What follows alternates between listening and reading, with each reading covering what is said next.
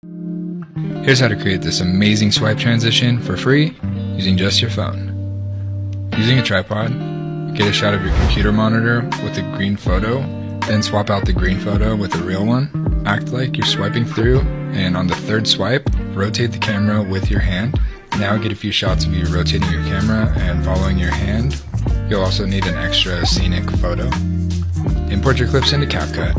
Select the green screen clip, tap overlay to drop it down a layer, tap cutout and choose chroma key, bump the intensity to remove the green screen, adjust the shadows to fill in blanks, tap adjust and choose HSL, choose green and bring the saturation down.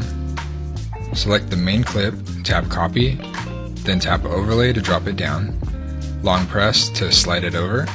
On this layer you're going to add a mask, choose split and raise it above where your hand movement is. Import your photo and adjust the position and length.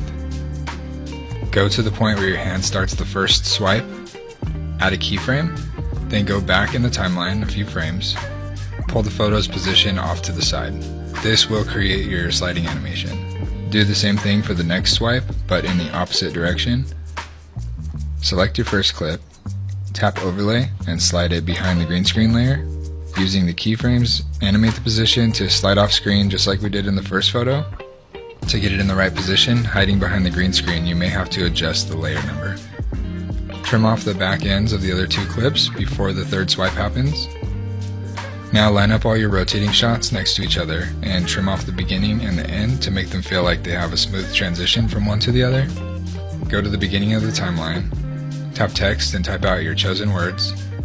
Go to the animation tab and choose the typewriter effect. Adjust the position and scale to place it in the middle of the screen. Extend the length, then go to the point where the first swipe is happening. Set a keyframe. Move forward a bit in the timeline. Drag the text layer off screen, and that's it. It should look something like this.